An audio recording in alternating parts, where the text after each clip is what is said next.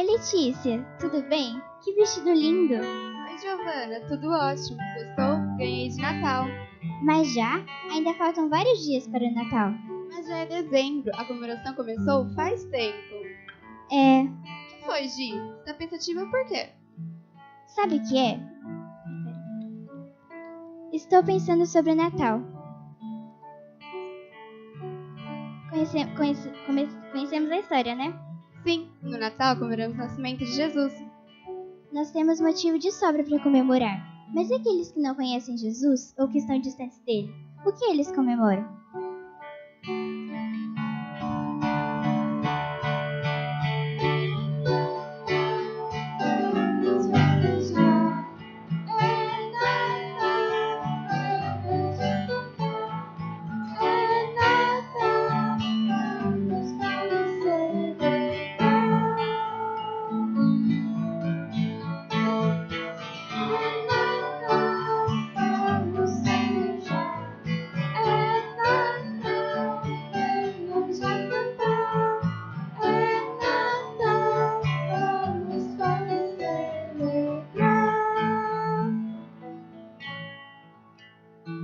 O fim do ano vem chegando, tudo fica mais bonito. Luzes, compras e enfeites pra comemorar. Mas que estranho tudo isso, deve ter algum motivo.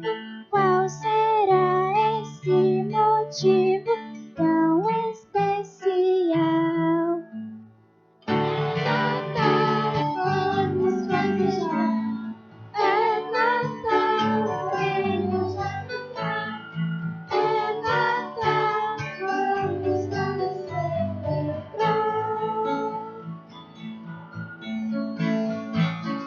Natal, vamos festejar. É Natal, venham já cantar. É Natal, vamos celebrar. Tem tanta gente festejando, sem pensar nem no motivo. Fazem festa e se arrumam só porque é legal. Mas que estranho tudo isso, fico até meio confusa. Como podem festejar sem lembrar de Jesus? Nossa, Gi, nunca tinha pensado nisso. Nós conhecemos Jesus, nós sabemos que ele nasceu como plano de Deus para nos salvar, mas nem todo mundo sabe ou se lembra disso. No meio dessa confusão toda, de enfeites, presentes, Papai Noel, festas, amigos secretos, tem tanta gente perdendo o melhor de tudo. É verdade, as pessoas, todas, crianças e adultos, precisam saber o que é Natal de verdade.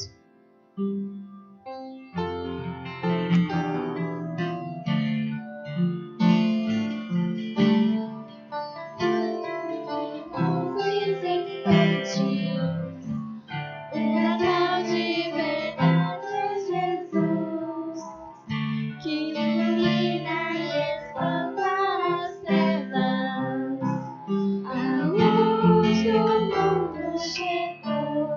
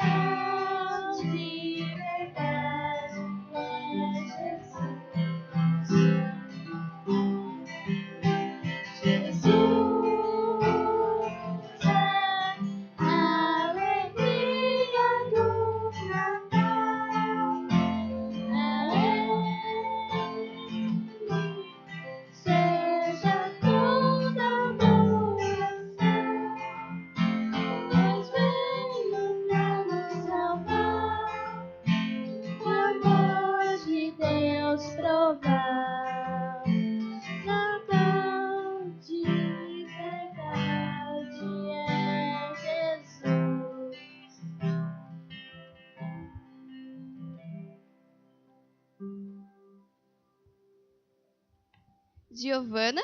Giovana! Estou aqui. Ah, o que você está fazendo? Estou lendo a história do Natal, na Bíblia, a história real. Ótima ideia, quero ler com você. Olha só o que o anjo falou para Maria. Está lá no primeiro capítulo de Lucas.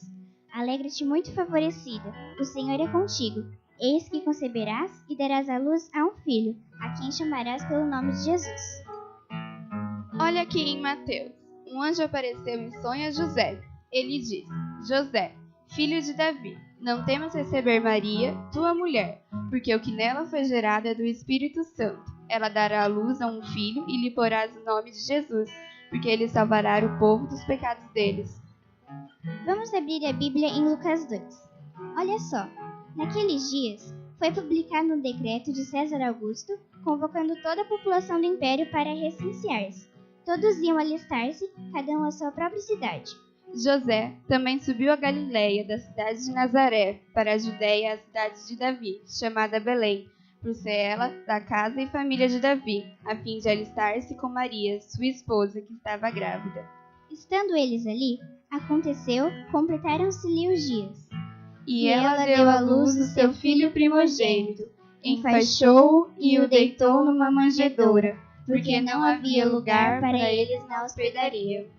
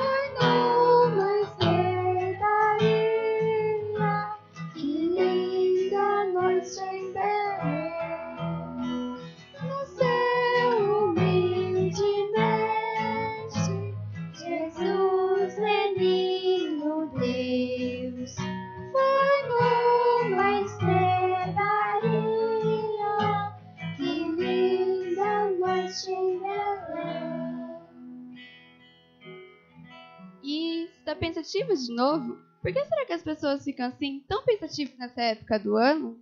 Sabe o que é? O Natal é tempo de refletir. E vai chegando o fim do ano, então pensamos em tudo o que passou. O problema é que às vezes todas as dificuldades acabam roubando a alegria das pessoas. Deixa eu te ajudar. Se você pensar que... Se você ficar triste... Se você pensar que esse ano foi difícil e você ficar triste, mas você ficará contente porque Deus te ajudou até aqui. Ah, você copiou daquele versículo, né? É, Salmo 126, 3. Você tem razão. Viu? Alegre mesmo foi a noite em que Jesus nasceu. Foi a noite mais feliz. Tenho certeza. Foi a noite mais linda.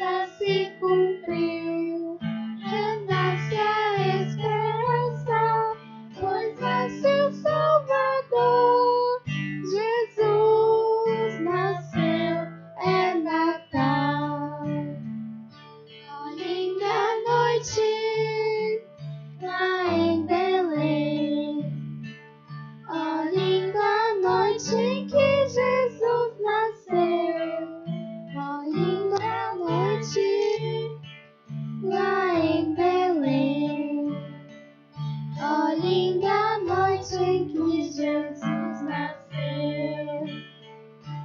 Sim, foi a noite mais linda, a estrela mais brilhante, louvores de alegria, promessa se cumpriu.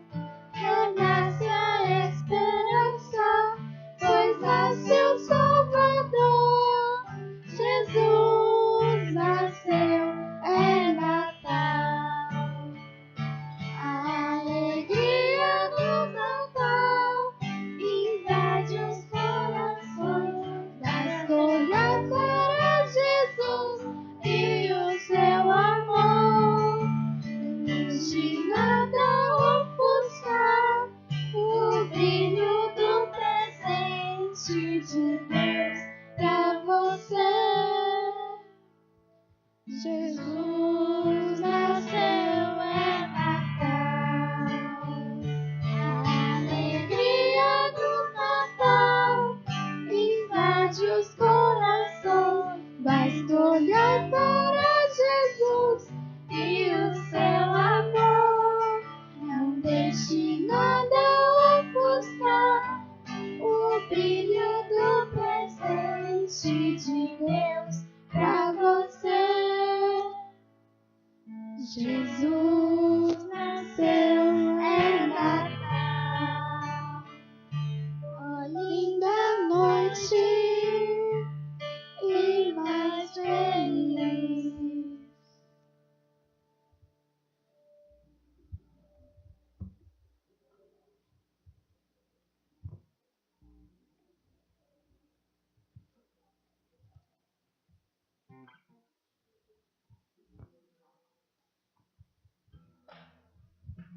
Letícia, me ajuda aqui?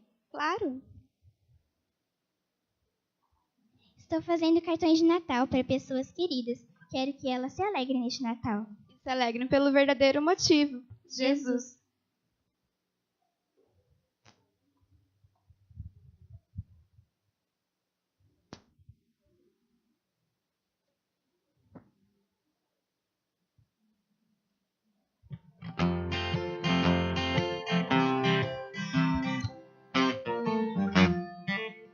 Que alegria, alegria, alegria do Natal.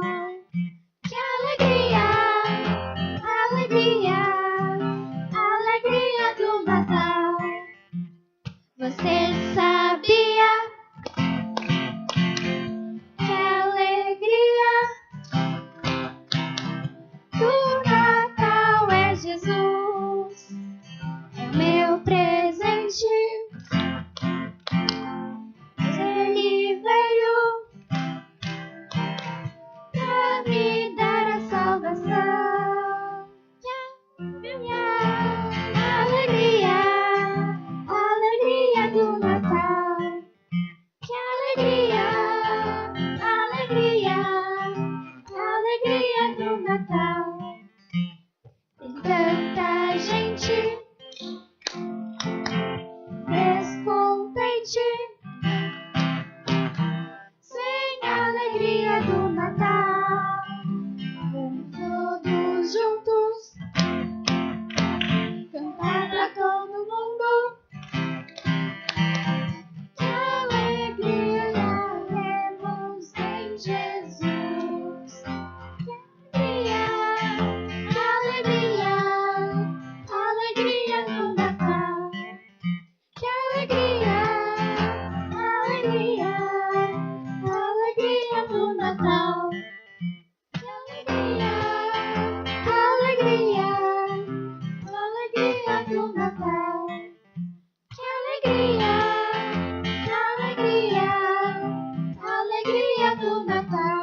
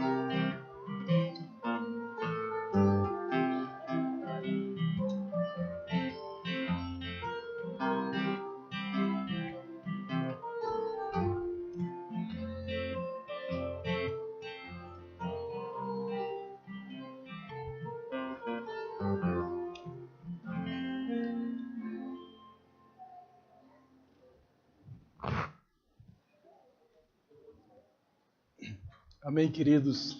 Deus recompense as crianças pela mensagem, né? Tão alegre. Jesus é a alegria do Natal. Vou pedir aos irmãos que abram a palavra. Nós vamos fazer só uma breve meditação, aplicando o que nós ouvimos em Mateus capítulo 1.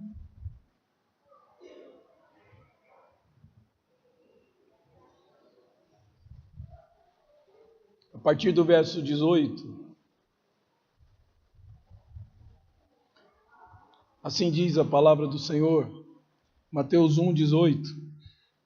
Ora, o nascimento de Jesus Cristo foi assim, estando Maria, sua mãe, desposada com José, sem que tivessem antes coabitado, achou-se grávida pelo Espírito Santo. Mas José, seu esposo, sendo justo, e não a querendo infamar, resolveu deixá-la secretamente. Enquanto ponderava nestas coisas, eis que lhe apareceu em sonho um anjo do Senhor, dizendo: José, filho de Davi, não temas receber Maria, tua mulher, porque o que nela foi gerado é do Espírito Santo. Ela dará à luz um filho, e lhes porás o nome de Jesus, porque ele salvará o seu povo dos pecados dele. Vamos orar? Senhor, te agradecemos pela mensagem tão oportuna, tão abençoada que tivemos das crianças, e abençoa que eles cresçam nos caminhos do Senhor e sempre servindo o Senhor com alegria, com propriedade, com arte e, acima de tudo, com temor do Senhor. Abençoa, Senhor Deus, a cada um de nós, ilumina-nos em nome de Jesus. Amém. Queridos, qualquer exame da história que possamos fazer ainda nos deixará sem resposta. Por que o cristianismo funcionou? Porque aquela religião que começa com o menino na manjedoura, no coxo, né, dos animais comerem, um bebê que não tinha ali um berço à sua disposição foi deitado, apesar de seu pai ser carpinteiro. Quando Jesus nasceu, não tinha berço para ele. Não tinha lugar na hospedaria. Por que uma religião que ensina e conta sobre Jesus se tornou a maior religião do mundo? E mais, é grandemente influente em todas as outras, inclusive na segunda maior. O islamismo só nasceu porque Maomé cria que Jesus era o profeta do cristianismo, que os judeus erraram de ter crucificado ele e que, portanto, nós, cristãos e os judeus, dizia Maomé, são o povo do livro, vocês não toquem nele, eles pagarão impostos, mas não podem ser atacados, não podem ser, de alguma forma, afligidos por nós. Nós vamos proteger o povo do livro. Eram as palavras de Maomé. Porque o islamismo, a religião maometana, nasceu dos ensinos de Jesus, misturado com os ensinos do judaísmo, e ela se tornou uma religião anti-ídolos, anti-deuses pagãos. Bom, tudo isso eu estou contando para dizer, na história não há nada que possa explicar por que o sucesso de Jesus. Porque com Jesus funcionou tudo ao contrário. Talvez na pessoa e na história de Jesus existam coisas que você olhe e te estimulem a não crer nele. Como é que um rei, os reis nossos, eles nascem nos palácios e são filhos de reis. Quando seu pai morre, ele assume o lugar. Como é que esse rei dos judeus, em vez de um palácio, nasce numa estrebaria, um lugar onde os animais eram acolhidos? Como é que ele nasce sem berço, deitado numa manjedoura? E os pastores que vieram ver Jesus encontraram ele assim. Como é que esse rei cresce vivendo como um carpinteiro? Parecia afligido por Deus, porque na idade da sua adolescência, seu pai morre e ele passa a ser aquele que sustenta sua mãe, seus 4 irmãos e as suas irmãs. É isso o que nós podemos depreender da Bíblia. Quando esse homem sai pregando, o próprio povo dele condena-o à morte e força Pôncio Pilatos a crucificá-lo. Se você pegar o contexto da história dos gregos, valente é aquele que mata. O herói grego é aquele que enfrenta os deuses, que tem coragem de enfrentar qualquer perigo.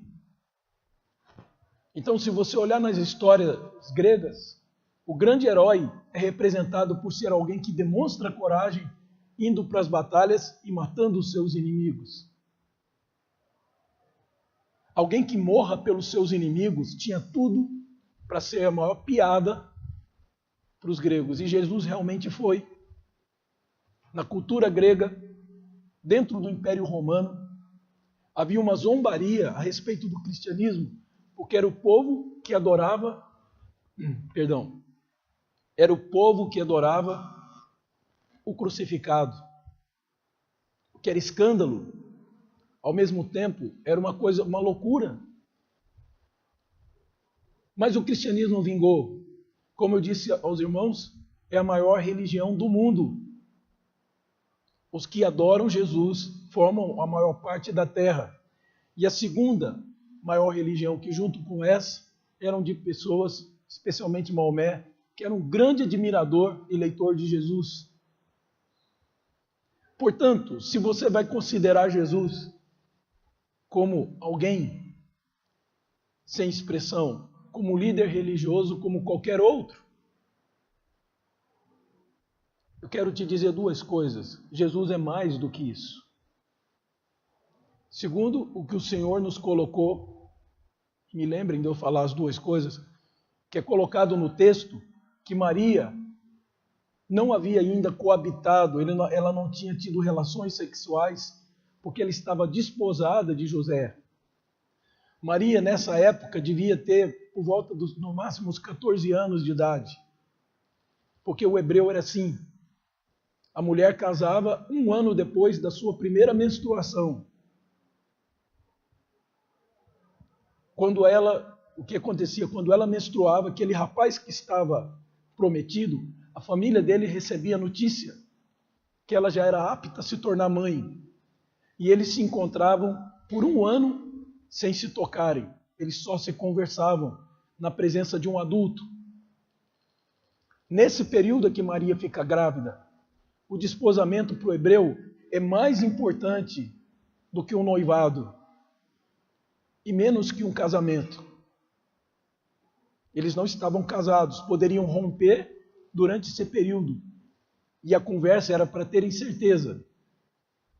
Talvez José com os seus 14, 15 anos e Maria com seus 12, 13 anos começaram a se encontrar para se conhecerem. E nesse contexto judaico de casamento, acontece algo extraordinário. Maria fica grávida. E ela conta a visão que ela teve e a sua própria gravidez para José. E Mateus nos conta que José era um homem justo. É uma outra palavra para dizer que ele era um homem muito bom, temente a Deus. E querendo o melhor para Maria, resolveu fugir. Porque o que cabia fazer, a comunidade fazer com Maria, pela lei, era apedrejá-la até a morte, porque ela estava grávida, logo supõe-se que ela havia traído José. Se ele ficasse, ele teria que ou mentir ou entregar Maria para o apedrejamento. Mesmo magoado com ela, sem acreditar na história, ele resolveu ir embora. Porque todos diriam que ele teria seduzido a moça, ele teria sido incriminado e Maria ficaria livre da condenação. E José teria fugido e assumiria a culpa e a paternidade de Jesus. Só que enquanto ele estava já planejando isso, um anjo lhe aparece em sonho. E esse anjo diz a ele: José, não tenha medo de receber Maria como sua esposa. Nenhum homem, ninguém tocou Maria. Maria ainda é virgem. O que foi colocado no ventre dela foi uma divina semente. Foi Deus que está usando o corpo de Maria, está usando Maria para que ela dê a luz ao próprio filho dele. E o texto de Mateus ainda nos diz que José não teve relações com Maria, não a conheceu, até que ela deu a luz a Jesus. Que significa que depois disso, eles tiveram relações e uma vida conjugal normal. Daí os 4 irmãos de Jesus, que a Bíblia conta, e as suas irmãs, que nós não sabemos nem o nome, nem quantas são. Tudo isso nos é dito, queridos, para que eu mostre 2 coisas. Se você tem alguma resistência de entregar completamente sua vida a Jesus, pense 2 coisas. A primeira, que sempre é bom rever os nossos conceitos.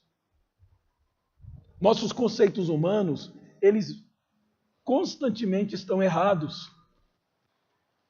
Vez após vez, nós percebemos que pensávamos errados. Portanto, não encarar Jesus como o mais importante da sua vida é mais um erro de conceito. Você precisa reavaliar, porque só Ele é a salvação. Ele recebeu esse nome, Jesus, no hebraico é Yeshua.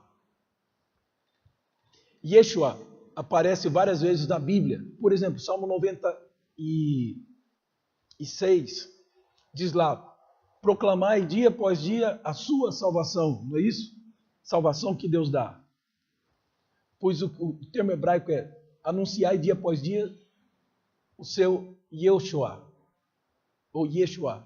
Significa, ali é o nome de Jesus que está no Salmo.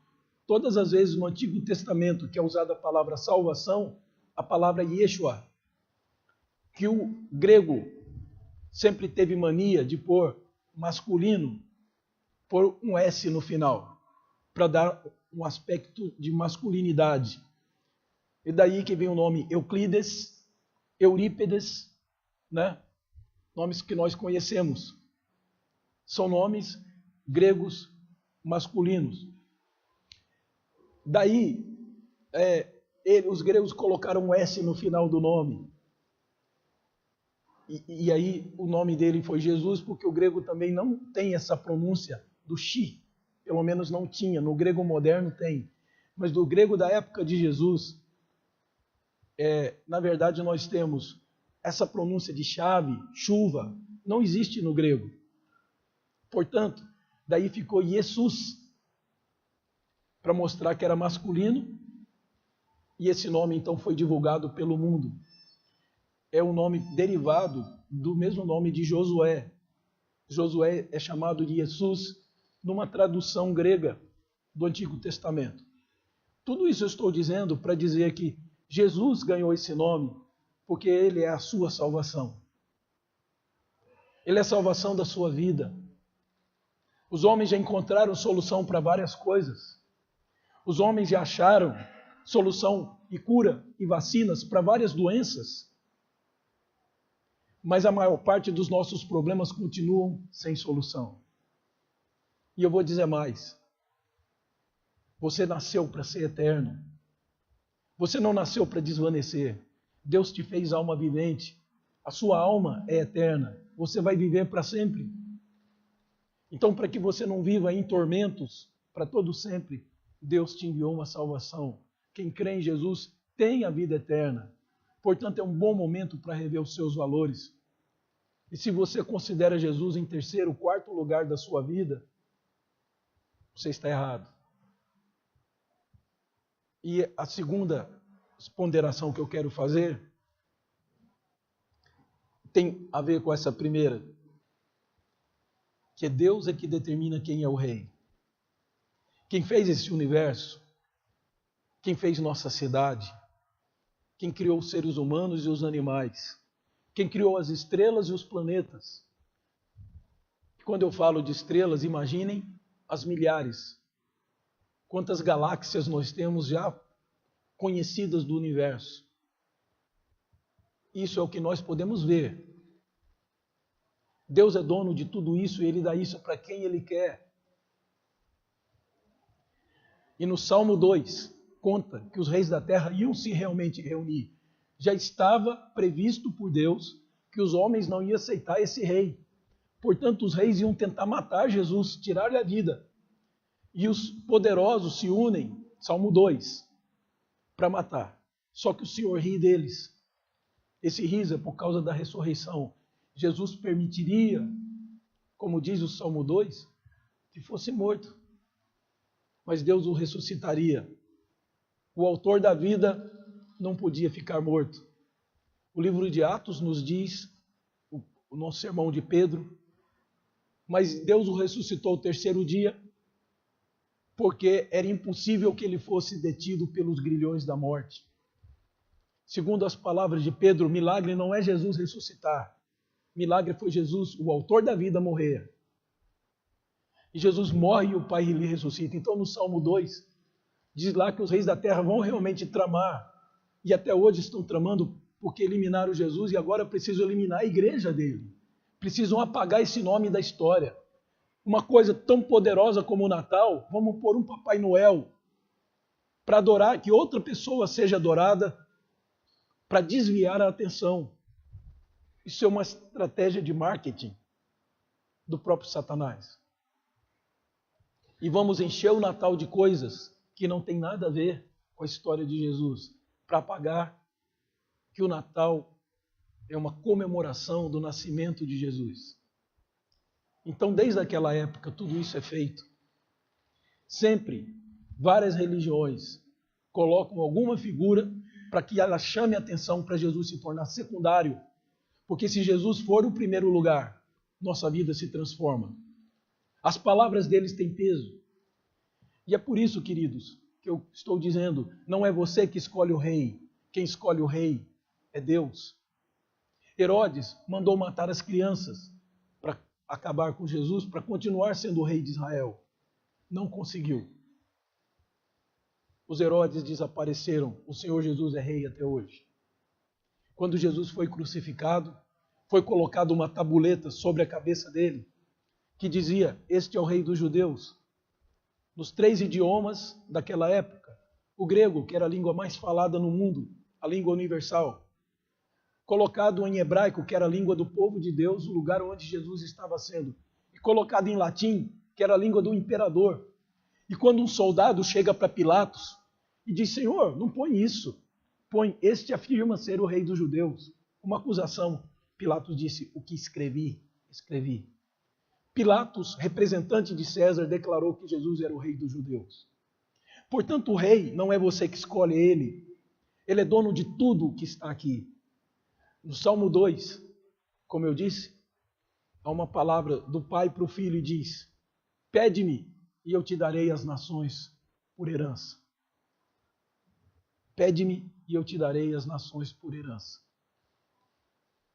Tudo que nós temos, tudo que somos, tudo que você pensar, a roupa que você está usando é de Jesus. Você não tem o direito de tratá-lo como um qualquer. Como um líder religioso, como o mundo tem muitos. Ele é o Filho de Deus. Ele é o Rei das nossas vidas. Ele sim tem o direito da nossa adoração e do nosso serviço. Portanto, queridos, essas duas mensagens eu acho que nós precisamos reavaliar sempre os nossos conceitos e os nossos valores. E em segundo, nos submeter ao que Deus já determinou. No livro de Apocalipse, para que encerre, diz O apóstolo João escreve lá que ele viu um grande trono branco. Isso não é só uma narrativa para você se entreter. Essa literatura tem a ver com a sua vida, porque ele diz que diante do trono vão comparecer todas as pessoas que já existiram, até os que morreram no mar, o próprio mar vai devolvê-los. E essas pessoas vivas vão olhar para o trono branco. E livros serão abertos. Um livro com seu nome, contando toda a história da sua vida. Há livros sobre todos nós. E ele diz, um outro livro foi aberto, o livro da vida. Esse não tem história, tem uma lista de nomes. Quem tem o seu nome no livro da vida não será julgado. Vai ser arrebatado e vai morar com Cristo. Aí eu quero dizer, então esse trono branco, queridos, ele é culminante na nossa vida. É ele que está no centro da nossa existência. E sabe quem vai se assentar nesse trono? Aquele menininho que nasceu, suportou afrontas, cuidou de todos, podendo tornar homens paralíticos, ele revelou o amor de Deus, curando os paralíticos. Podendo tornar os homens cegos, ele mostra o amor de Deus, devolvendo a vista. Tendo o poder para fazer todo o mal, fez o bem. Ele se assentará no trono e ele julgará você, eu e todos que existiram.